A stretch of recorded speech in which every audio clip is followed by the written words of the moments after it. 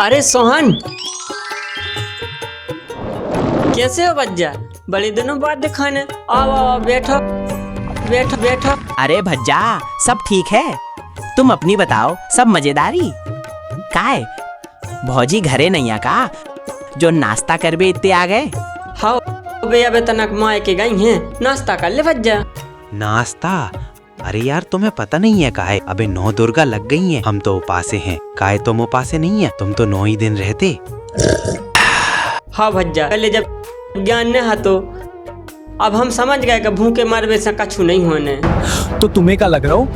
जीतते जने अबे उपासे हैं, सब पगला है। तुम्हें ऐसो कौन सो ज्ञान होगा, हमें बता दे बच्चा। रेन दे यार, ज्ञान की बात है तुम्हारे बस की नहीं है। अब तो तुम्हें बताने पर है बर्थडे।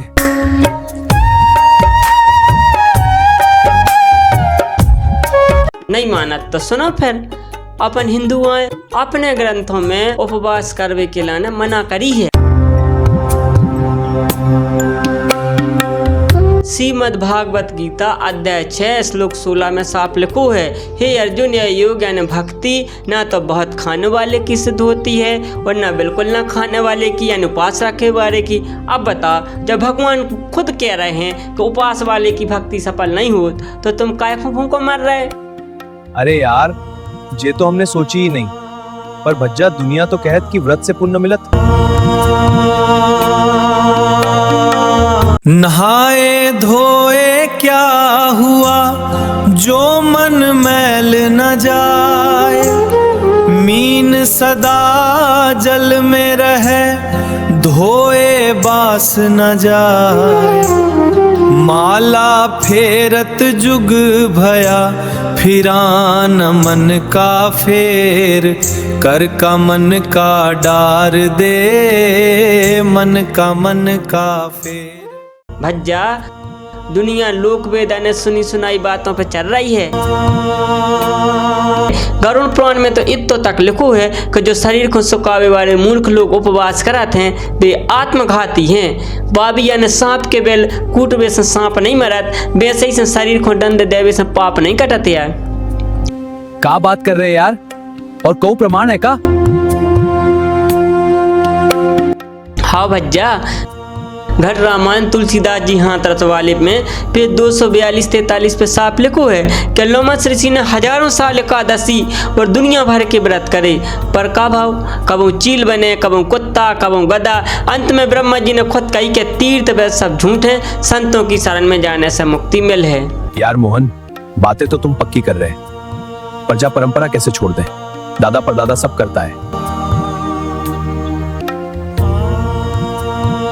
भज्जा, संत रामपाल जी महाराज समझाऊ थे कि अगर पुरखा गलत राह पे चले गए तो हमें तो सच्चा रास्ता चुनना चाहिए।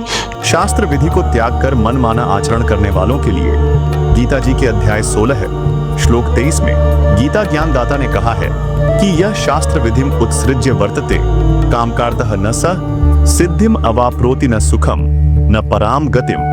भावार्थ है कि यह अर्थात जो पुरुष शास्त्र विधिम यानी शास्त्र विधि को उत्सृज्य यानी त्याग कर कामकार्तः यानी अपनी इच्छा से मनमाना वर्तते यानी आचरण करता है, स अर्थात वह, न यानी न सिद्धिम अर्थात सिद्धि को, अवाप्नोति यानी प्राप्त होता है, न यानी न पराम अर्थात परम, गतिम अर्थात गति को, और न यानी न सुखम अर्थात सुख को ही।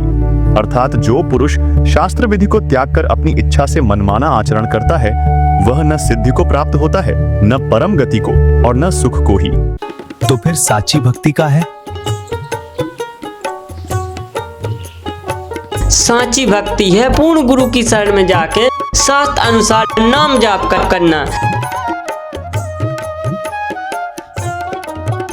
संत रामपाल जी महाराज बताते थे कि ऋग्वेद मंडल 9 सूक्त 96 मंत्र 17 में लिखो है कि परमात्मा कबीर देव ने कबीर खुद धरती पे आके तत्व ज्ञान सुनाते हैं। कबीर साहब ने भी कही है, व्रत एकादशी करे नर नारी, मन में राखे मोह की बारी। कहे कबीर ते नर नहीं तिरी हैं, जम के द्वारे जाई गिरहे। कबीर जप तप व्रत सब छोड़ दे, एक नाम चित लाए।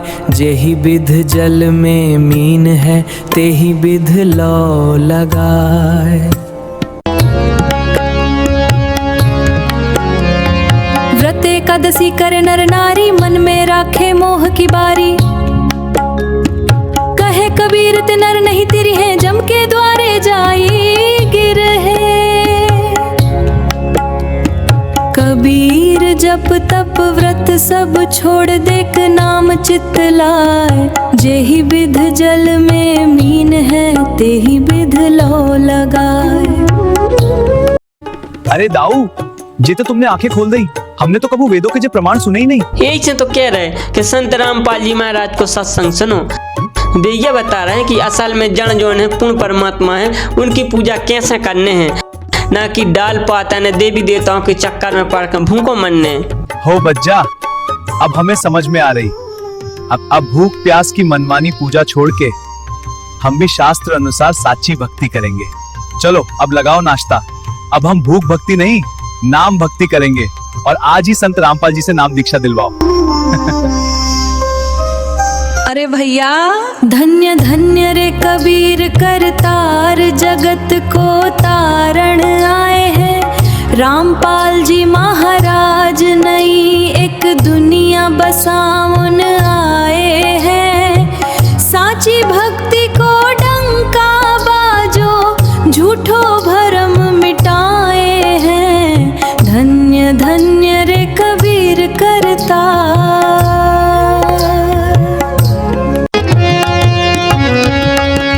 वेद पुराण को भेद बताओ, सच्चो राह दिखाई है। काल जाल से छुटकन का जे सत नाम की घाई है। जप तप व्रत के चक्कर छूटे, मन की शांति पाई है। सचो सत लोक को रस्तो रस्तो, घर घर आज बताउण आए हैं।